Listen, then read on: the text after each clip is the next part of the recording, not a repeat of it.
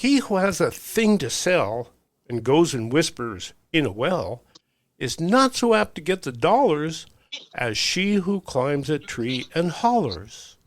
And so we ask, how does one win the minds and dollars of those who eat food? Welcome to the award-winning Food Chain Radio Show with your host, Michael Olson.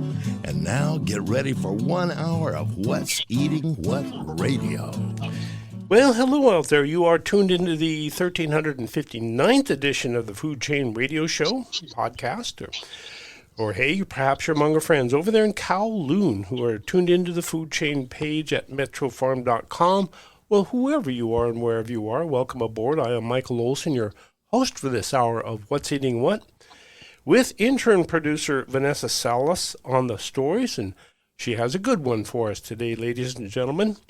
Folks, much of our food now comes from far, far away, where it was grown, processed, and packaged with mysterious technologies by complete strangers. Therefore, when it comes to knowing what we should buy to eat and what we should not buy, we city people are pretty much babes in the woods. As babes in the woods, we need a mother to tell us what in all of those colorful plastic bags that line the grocer's shelves we should buy and eat, or not buy and eat, as the case may be. Trouble is, everyone wants us to buy what they have to sell, and they want to be our mother. And so we babes in the woods are continually assaulted with messages that say, buy this, or this. No, don't buy that. Buy this. With all those voices out there telling us what to eat, who should we babes in the woods trust to be our mother? And so today we pause to ask, how does one win the minds and dollars of those who eat food? How do people become that mother we can trust?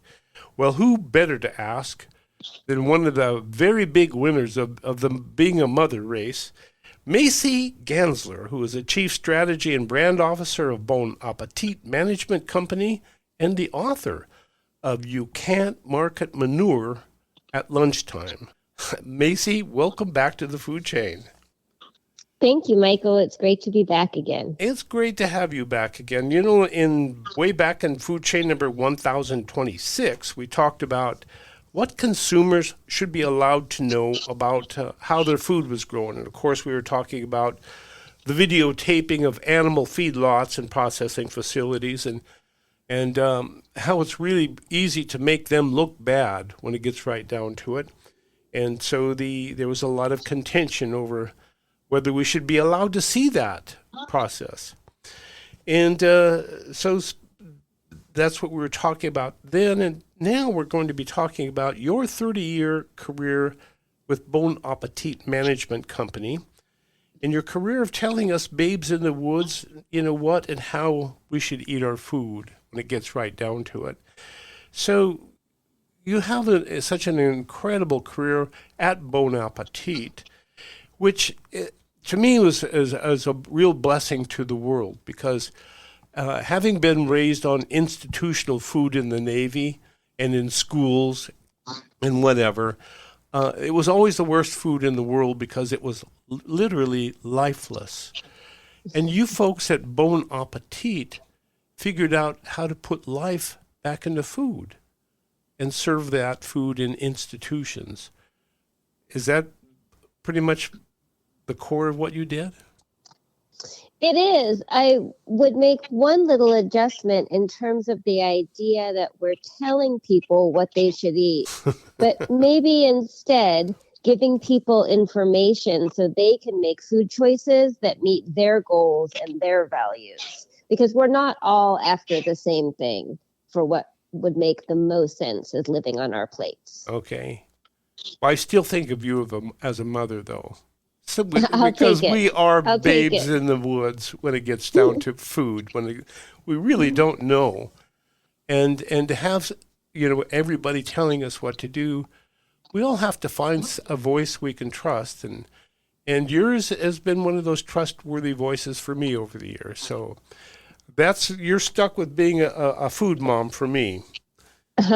Thank you. A role I will take with honor.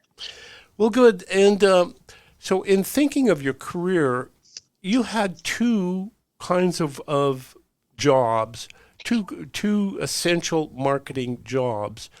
One was really to sell the world on good food, as you saw it, as you see it, and the other was to sell the world on using the services of Bon Appetit, which provides the world with the food you believe is good. So you have two different marketing jobs, as I see it. Is that a fair assessment? It is. Luckily, they both come together in one important aspect, and that is taste.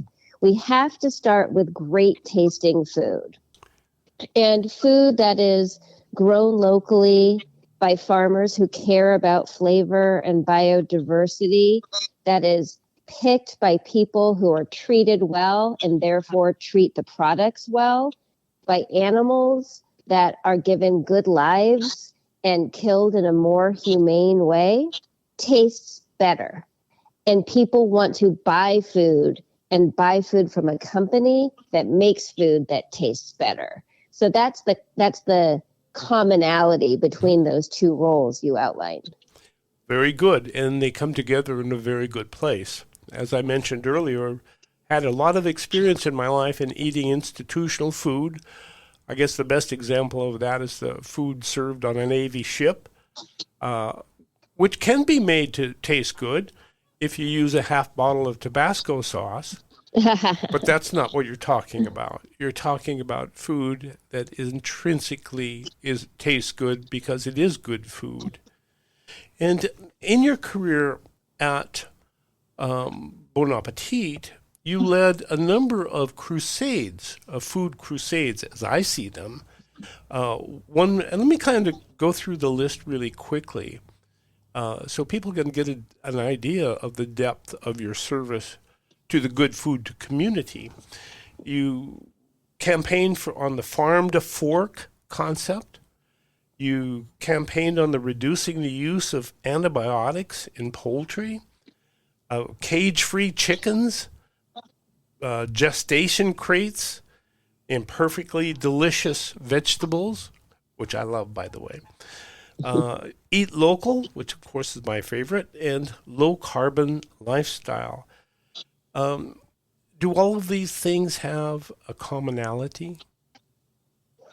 Well, I think first of all, they start with values. And that's something really important to us at Bon Appetit. I had a chef say to me once, I get to bring my values to work, and that means the world to me. This is how I'd like to feed my family, and it's great to be able to feed our guests in this way. So I think that they start with values-driven decisions, and again, great tasting food. But at Bon Appetit, we really learned the power of our purchasing decisions, that we could make a difference for people, we could make a difference for communities, we could make a difference in the environment by how we spent our money. And that seems pretty elementary now, but the Farm to Fork program started for us back in 1999. And it was really an awakening that business could be used in a very intentional way to make change. And that's what my book is about. You Can't Market Manure at Lunchtime speaks to the duality of wanting to make real change for the environment, in the case of that line, how manure is handled, but also build a business upon it, marketing. It's the marriage of both. It's almost as if you're preaching food morality. There was a wonderful man named Brother Dave Andrews who ran the National Catholic Rural Life Center, and he had a campaign called "Eating is a Moral Act." How did you know Brother Dave? I met him at a conference in which I was giving a speech. It was a Catholic Rural Life Conference somewhere in the boondocks of Missouri. And another person I met at that conference, was right across the street. I got up early and went over for breakfast, and there was a farmer sitting at the table, and the only person in the restaurant. So I thought, oh, I'll sit with him, and sat down, and turned out his name was Percy Smizer. And Percy started telling me this incredible story about his war with Monsanto up in Canada. So at the same conference, I got to meet Brother Dave and Percy Smizer. So it was kind of a fun conference. That's pretty amazing. Was Percy Smizer the farmer who got sued for stealing the Monsanto products that he didn't want anyway, that were ruining his crops? Oh, well, really an icon. And so he told me this story over coffee and breakfast. And that's cool. So I followed him with my food chain radio show for a number of years. We became very close over the course of that time, because anybody, he's like you. He is fighting this moral war for good food, and anybody's doing that is a friend of mine. So let's turn now quickly to your book. Not too quickly, because I think we're going to be bringing Bon Appetit with us as we move along. But your book is titled, You Can't Market Manure at Lunchtime. So can you give us just a real minute or two thumbnail on that before we go to our break? Yeah, so the book is a practical how-to guide for anyone that wants to build a brand authentically based on sustainability. Doesn't matter what industry you're in or the size of your company. If you want to go to market featuring sustainability at the heart of your brand, this book will give you the steps to do so. And building a brand. So you're a marketing warrior, aren't you? Sometimes when I give a seminar on marketing, I always ask the people in the class for a one-word synonym for marketing. And after some say advertising, and some say publicity, and some say this, and some say that, all of which are part of marketing, but none of which encompass everything that is marketing. So when the crowd is about ready to throw rotten tomatoes at me, I always say, my one word for marketing is fighting. And when people hire me to market for them, they're really asking me to fight for them. Or, if you want a more polite word, contend. And as I look at your career at Bon Appetit, I think somebody was very clever to have hired you to fight for them. Thank you. Is that a fair word for what you did for them? Well, I certainly think that to take on all of these issues did require a lot of fighting or crusading, as you said earlier. And sometimes it meant being a pain in the butt, but being a pain in the butt all aimed at a good cause. There you go. A happy warrior. Ladies and gentlemen, this is the Food Chain Radio program. Michael Olson with Maizie Ganzler. Oh boy, we're going to talk about building a brand, how you do that, and why should you do that.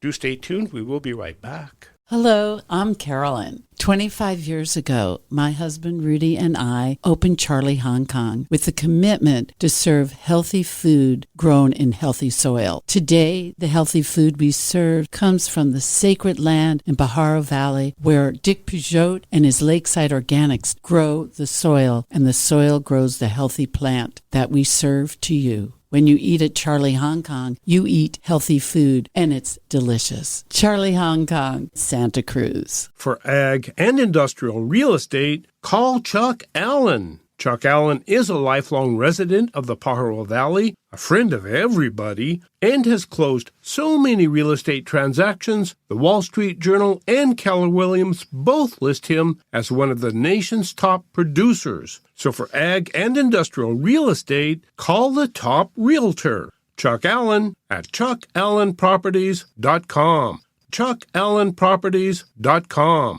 When you need help managing your estate, call on the Angel. Hello, I am attorney Angel Hess, and I am ready to help.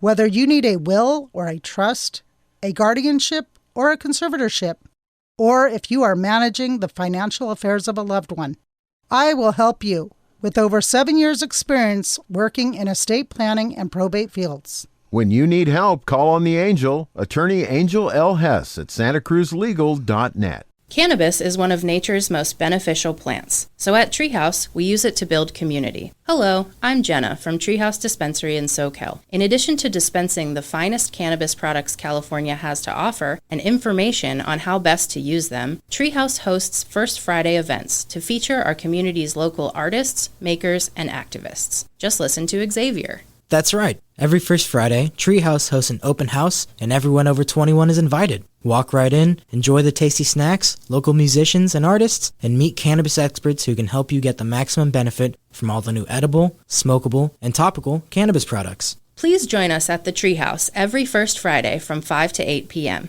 Walk right in and enjoy the work of local artists and musicians, learn more about the top cannabis varietals and products, and enjoy mixing and mingling at 3651 SoCal Drive in SoCal. For more information, go to ourtreehouse.io.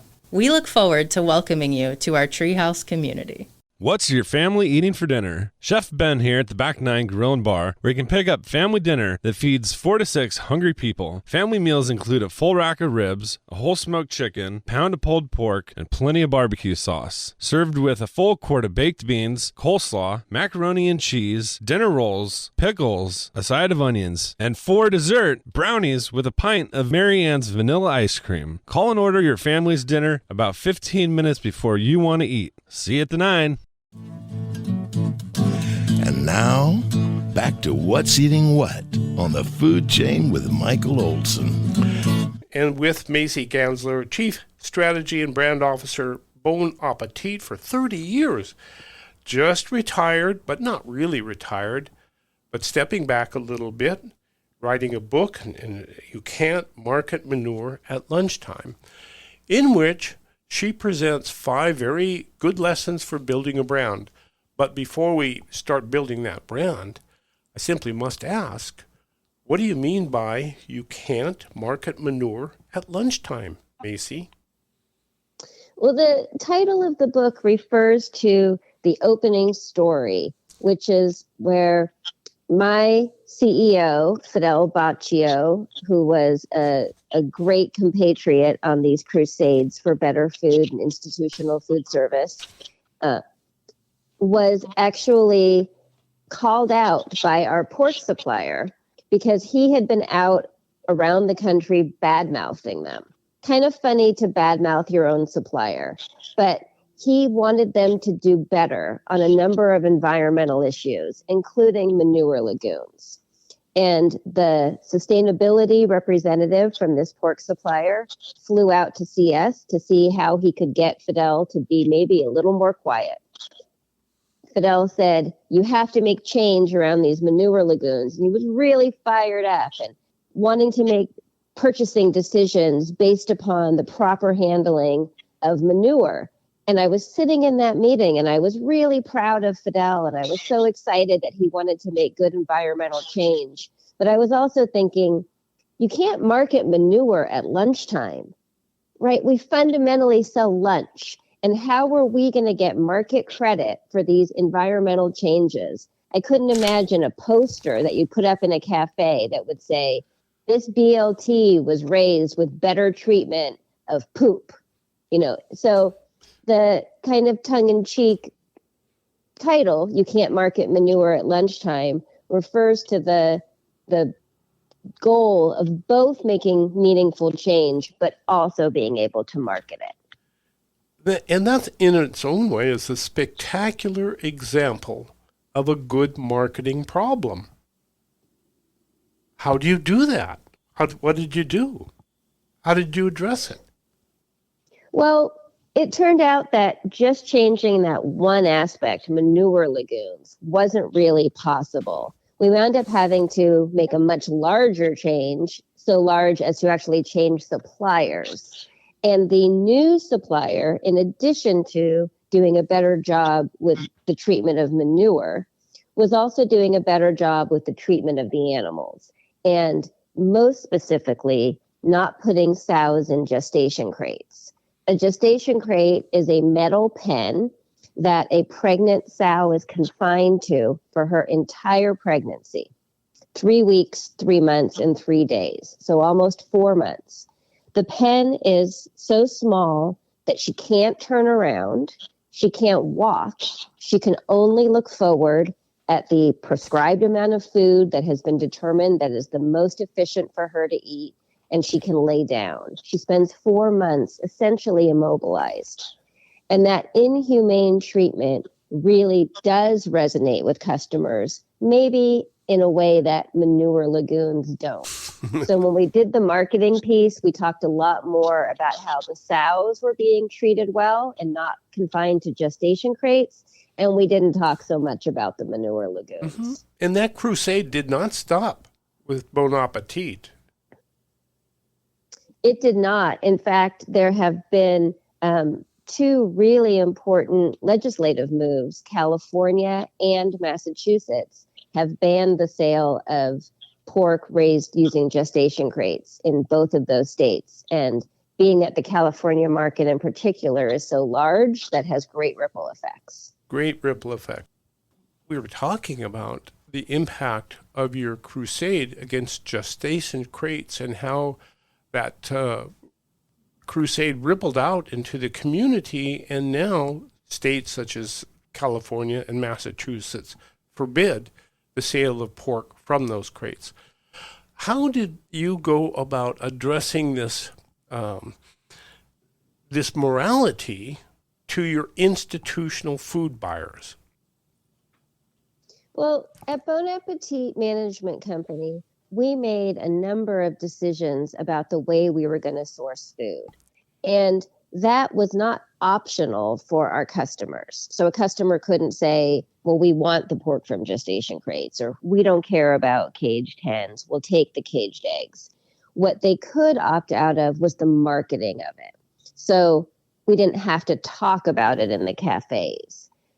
As it turned out, the overwhelming majority of our customers did want us to market those more sustainable decisions because their customers cared. And that made a difference to them. You know, again, Absolutely. I go back to, you know, that deep institutional food of a Navy ship. And I think even there, it would have made a big difference for the sailors on the ship to know that somebody cared about how their food was being processed and grown. Even with a bottle of Tabasco sauce to make the difference, you know, it would still make a difference. And so you are doing these 2 marketing wars, one for, you know, the morality of how we're growing food, and the other for changing the institutional nature of food at the same time. Or did it even make a difference to you that they were 2 different worlds? Well, I saw one as informing the other. So in 1987, when Bon Appetit was founded by Fidel Baccio, it was very much that food that you remember in institutions, right. which was mystery meat and canned green beans and everything cooked before lunchtime and just put out in big pans and steam tables, and they just got more and more limp and soggy as the meal went on. And what Fidel's idea was putting a real executive chef into each kitchen that bought and cooked fresh food just as a restaurant would, a la minute or at the last minute. And that was in 1987 when he had that grand idea and brought real food to the institutional marketplace. I joined the company in 1994, and together we went on this journey of awakening to realizing about the power of our food purchases, about sustainability, about how that affected taste. And that word that you used, which is really critical, care, that people would care if they knew that we cared for them in our cooking, and that we cared for the community in which they lived, and that we cared for the people that were in the supply chain, farm workers, and the animals. They feel that care, and people will therefore buy your product. I always think the best food is food with its farmer's face on it, because you can look into the farmer's eyes and see what's in the food. And that's pretty much exactly what you're talking about.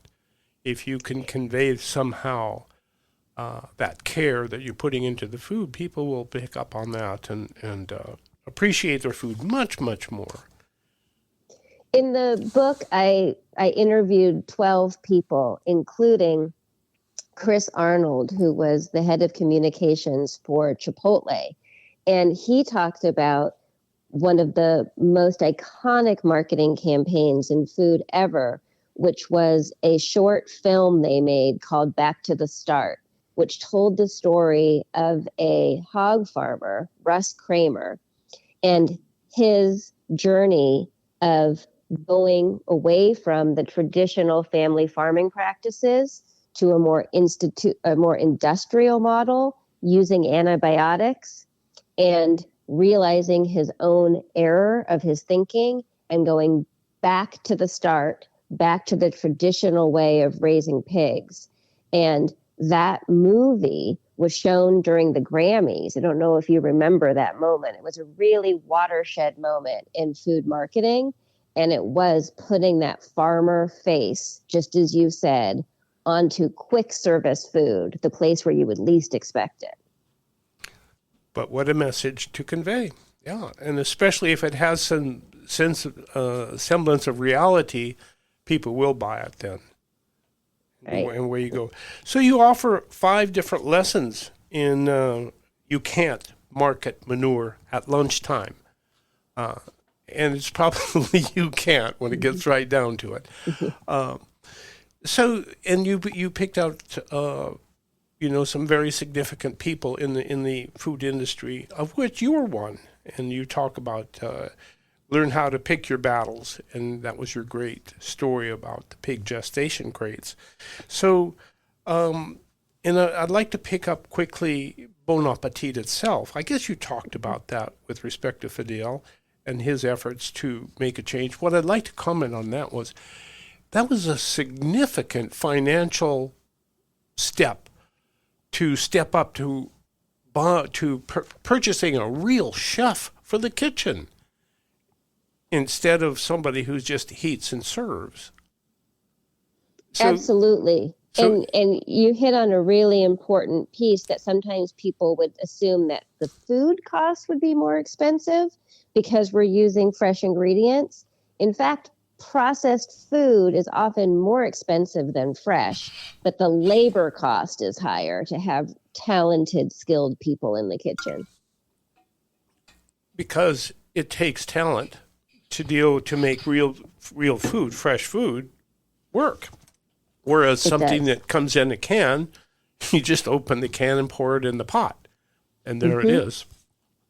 I was eating at a local restaurant, which was convenient for meeting people, but it's one of those open a package and heat up restaurants. And I was thinking of Bon Appetit, how I could make that revolutionary change at this restaurant so I would enjoy it going there. But good luck on that. Another one that you talk about is Whole Foods, which really Walter Robb really did make an existential leap in grocery stores. Walter Robb was co-CEO of Whole Foods for many, many years, working very closely with John Mackey, the founder. And one of the stories that he told me that I thought was really interesting was that the most contentious issue they ever had in the executive team for Whole Foods was what should Whole Foods do about genetically modified ingredients. And that there was not debate on whether they thought GMOs were good or bad, but about what they should do about it. Should they ban it from their stores? Well, they already had this great emphasis on organic, and organic already disallows genetically modified ingredients.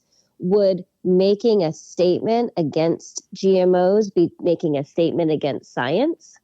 And he talked about, as they debated, their own team members and the public were looking to them for an answer. That Whole Foods had become kind of the arbiter of what was sustainable and what was good in food production. The mother. And that it, absolutely, the mother, to your point. And that the longer it took, the more unrest there was. And they finally settled on that customers should know, things should be labeled, and that their own brand, their Whole 365, would not have genetically modified ingredients. But it was interesting to me that there was such debate and that they took their time to make the right decision, even though there was all of this external pressure. Wow. And in a couple of minutes, we have one quick one from the activists as allies. We have a couple minutes before we go to a break, so just pick that up, and then we'll carry it over the break here. Do I have you? Me, I didn't know what you meant by that. I'm sorry. I'm sorry. Yeah. Well, we have a couple minutes before the break, but we have. You wanted me to talk about the activists as allies. Yeah. I'm sorry. So in the first lesson, when I talk about picking your issue, I talk about that activists are actually your allies. And I had originally titled that section, "Keep Your Enemies Close." Oh, wait, you don't have any enemies.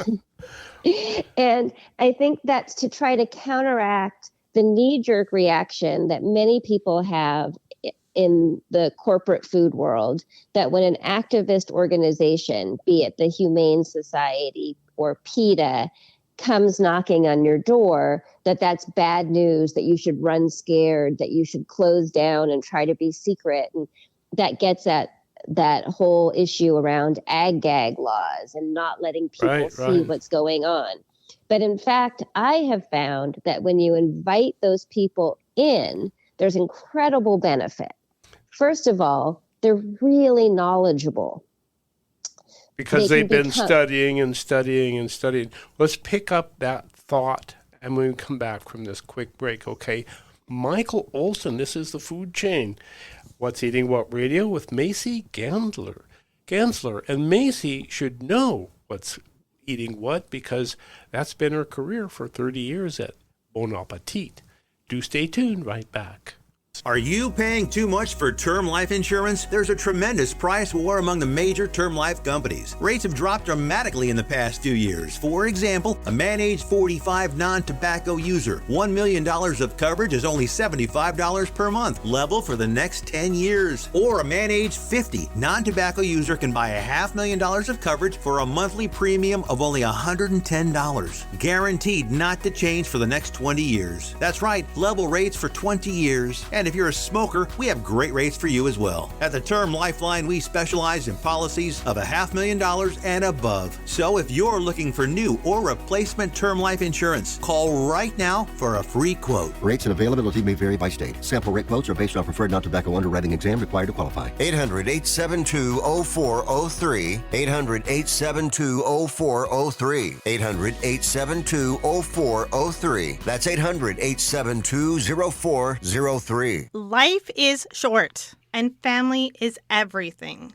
Celebrate both with a Sunkissed family reunion. Hello, I'm Heather from Sunkissed Explorations. I will take care of all of the details for your family reunion vacation so you can have the time of your life. Hello, I am Dennis. I enjoy getting the extended family together, which isn't easy. Heather with Sunkissed Explorations is able to take over the planning and execution of these trips, and everyone raves over the enjoyment and memories we make. I recommend her for any of your travel needs. Celebrate life and family with a Sunkissed family reunion that will leave a lifetime of memories for everyone. I am Heather with Sunkissed Explorations, and I will take care of all of the details for you at no additional cost. Call or click sunkissedexplorations.com. sunkissedexplorations.com. Do you owe $10,000 or more on at least 2 federal student loans? Then you may qualify for new programs offered by the Department of Education. These programs can reduce your interest, lower your payments, and possibly qualify you for loan forgiveness. If you have $10,000 or more and at least 2 federal student loans and currently not in school, you may qualify for one of these programs. Call now to check your eligibility. Student loan advisors are standing by to help you determine if you qualify for these new programs. They can help you reduce your interest, lower your payment, and even forgive a portion of your student loan debt. Take control of your financial future. Make this free 5-minute free call now to Nationwide Student Loans and learn how you can reduce your student loan debt. 800-417-6859. 800-417-6859. 800-417-6859. That's 800-417-6859. Paid for by Fix My Student Loans. So much to say, so little time to say it on the food chain with Michael Olson. Well, if you're in the animal husbandry business, maybe raising beef, pork, chickens, whatever, and PETA walks in the door, boy, you're going to start shaking. Your knees are going to knock, I guess. But Maizie Ganzler says, no. Listen. What do they tell you, Maizie? Well, if PETA knocks at your door, what you now have is access to a expert on what a certain percent of your customers want.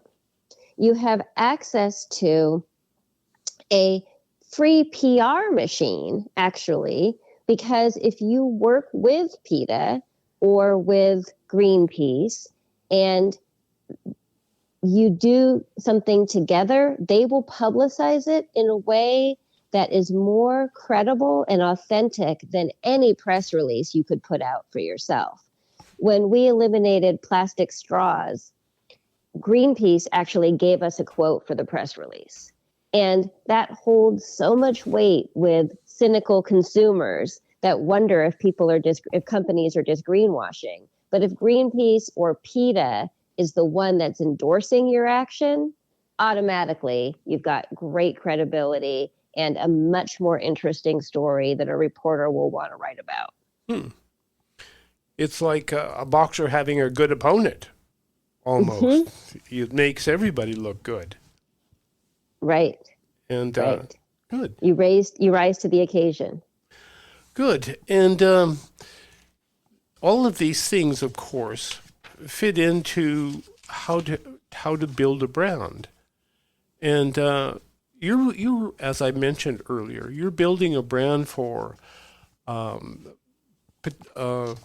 your management company, and not only the Bon Appetit, but also for good food in general.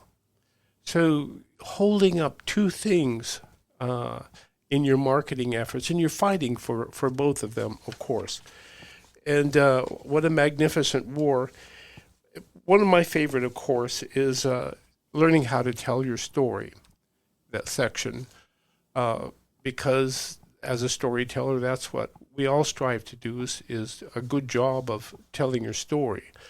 So first of all, the first job of any good storyteller is to capture attention. And of course, you start right off capturing attention with the title of your book, You Can't Market Manure at Lunchtime, which captured my attention. Good. And there it is. And here you are, clever girl. And so tell us about the whole job of learning how to tell your story.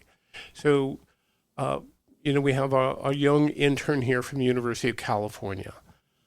And what you have to offer would be immensely of value to her and to all of the students, who are coming up in the world, because we all have to sell our story. to get anywhere. So, and you're the master or mistress of good stories. So where do we begin? Well, you begin with getting your story straight.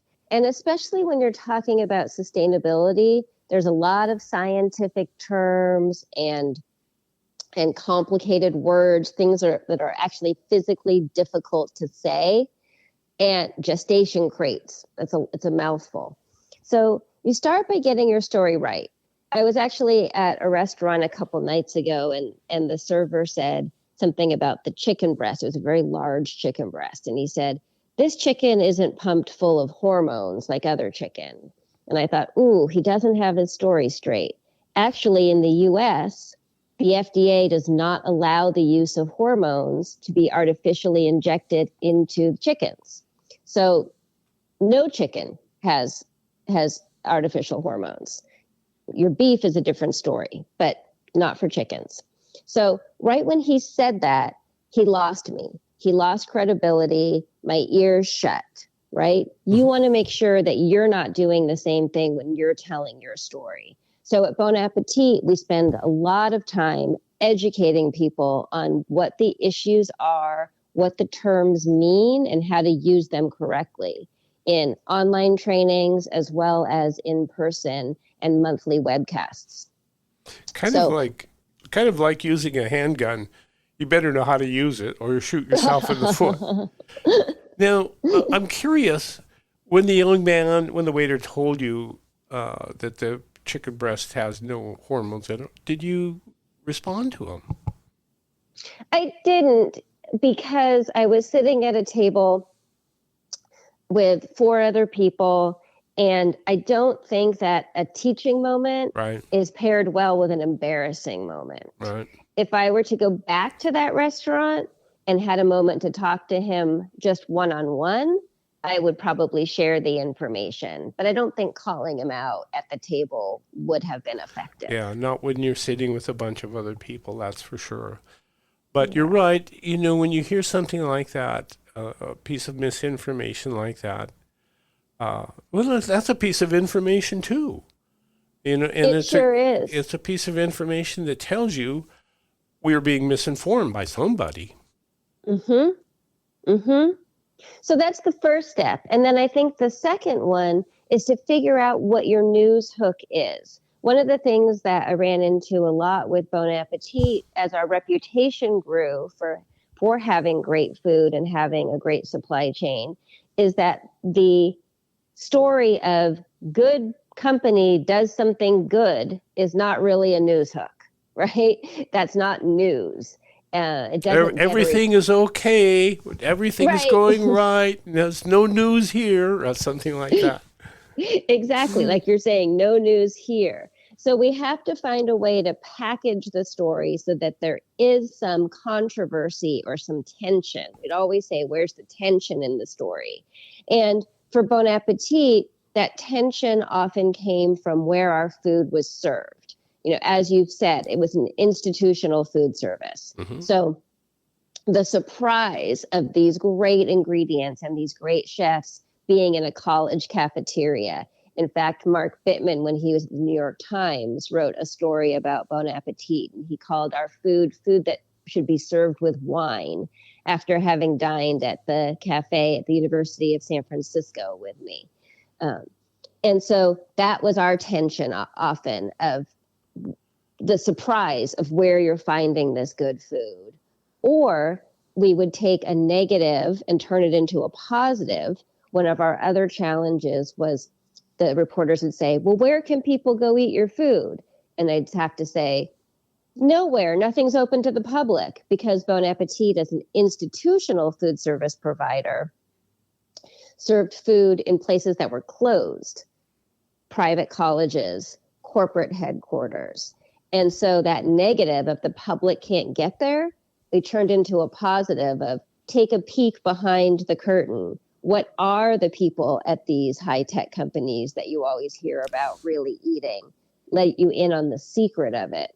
So once you get your story straight, then you've got to figure out your news hook. Very good. And the next step? And then you've got to figure out where to tell that story. In the old days, you'd put out a press release. There were reporters that would respond. Well, the media landscape has changed, would be the understatement of the century, right? Fewer and fewer local reporters, fewer and fewer even food sections at major newspapers. Somehow, strangely, the 24-hour news cycle has made it harder to get coverage. And so I would say to my team, how can we tell our story without having to bounce it off of the Wall Street Journal? Meaning, can we speak directly to the people that we want to hear our story versus trying to get this intermediary of media to do it for us? And so it becomes things like blogs and social media and newsletters and op-eds in newspapers. So you're writing your own story, but getting it published in a newspaper. And we all know that the media has to be fed all the time.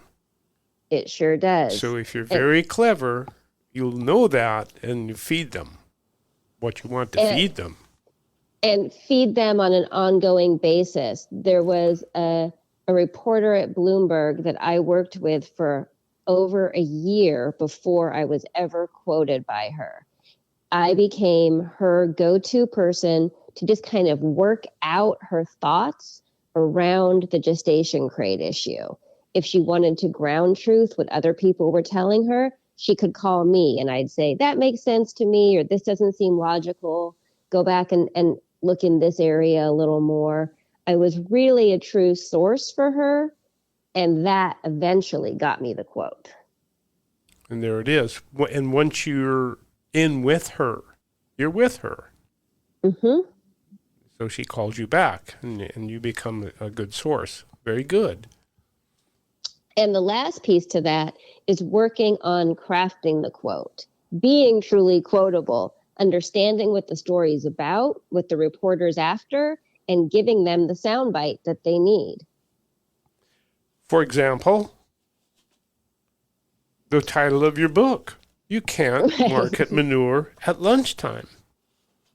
Surely you must have had some good feedback on that. Well, I did have the moment where my boyfriend said to me, you mean excrement is in the title of your book? And I said, yeah, caught your eye, didn't it? Very good. And you have a couple of good writers, one of which was David Kinch, which is a favorite of mine, and Love Apple Farms. So what did David have to say? Well, David has a kind of counterintuitive approach to storytelling. And we talked about that a lot. He said at one point in our interview, unfortunately, they got known as a farm-to-table restaurant. And it was like, why was that a bad thing? You know, why was that unfortunate? So many people are trying to be known for that. And David really sees the storytelling as being what's on the plate, not what's written in the menu. In fact, the menu is only given to you at the end of the meal at Manresa, which was his 3 Michelin-starred restaurant for 20 years. And that's certainly counterintuitive to tell you what you've eaten after you've eaten it. And the menu descriptors were very bare. Now, on the flip side of the menu was a map and the names of the producers, because he was certainly proud of that and he understood the importance. He says that you can't make great food without great ingredients. It goes against the laws of physics. So he certainly takes great care in the sourcing and wants to celebrate the producers, but he doesn't think that's got to be the first thing you hear when you sit down at the table. The first thing he wants is for you to have the sensual experience of eating, create your own memory, and that to become your story, which will be even more meaningful than anything a server could tell you. Instagram photos, right? Right. Yeah. Wow. So 30 years of building a brand. Your most memorable moment? I would say that my most memorable moment was when we did a national road show and went across the country in order to look all of our chefs and managers in the eye and tell them that the company was making this shift from our sustainability efforts being behind the scenes to being forefront, and we're going to start talking about it. It was really critical to our success that we were already doing many of these things as practice. We already had the Farm to Fork program in place. We were already committed to Seafood Watch. We were already working on reducing antibiotics in meat production.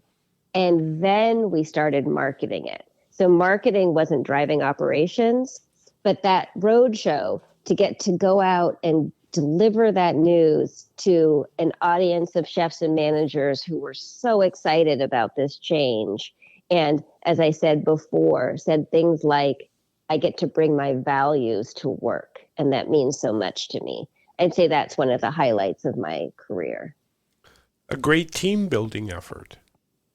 An incredible recruitment and retention tool. Sustainability really goes a long way internally.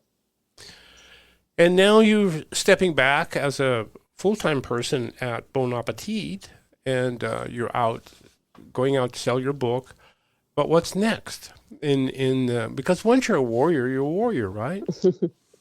Well, as you've said, I was at Bon Appetit full-time for 30 years, and I feel so incredibly lucky to have found a home for that long.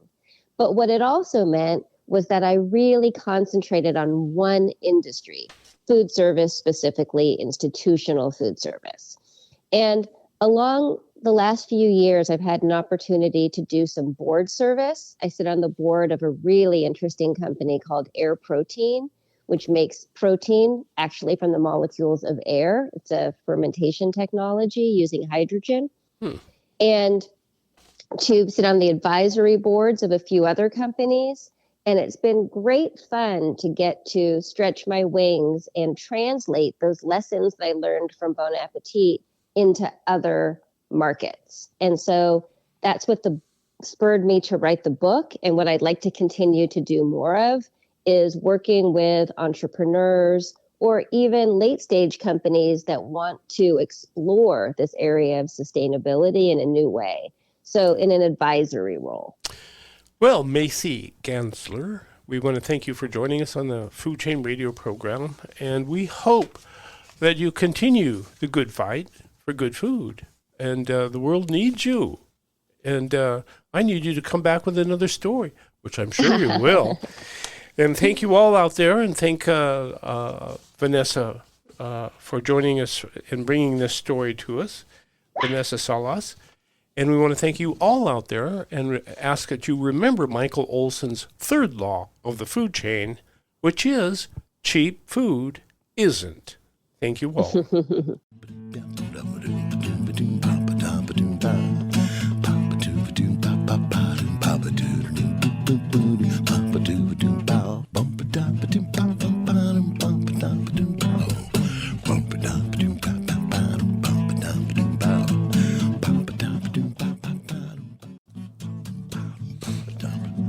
You've been listening to the award-winning Food Chain Radio Show with Michael Olson. And if your friends missed the show, tell them to log on the Food Chain page at metrofarm.com for a listen. Now, go out and find some food with its farmer's face on it and live.